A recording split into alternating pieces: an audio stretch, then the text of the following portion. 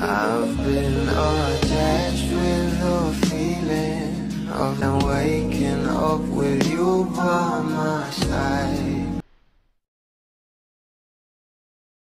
May isa pa nga talagang katanungan kanila Tito A at Mami Maricel na talaga namang derechahan nga nilang sinagot dahil patungkol nga ito sa relasyon ng ating Donnie at Belle, na kung noon nga raw itong si Mami M ay talaga namang tikom ang mga bibig at hindi nagsasalita patungkol kung sino nga ba ang babae na nililigawan ni Donnie, ay ngayon naman ay talaga namang masaya itong parents ng ating Donato. Narito nga guys sa nasabing video.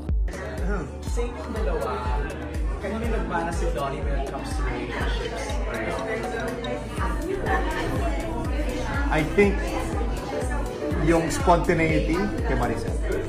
Yun talaga, happy ka na lang yan, maganda sa bahay, gustong tumalon sa kama kasi gusto makipag-cuddle.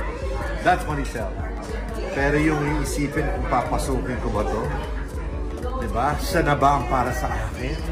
Diba? Ano bang mga criteria para pagdesisyonan kung kami na ba?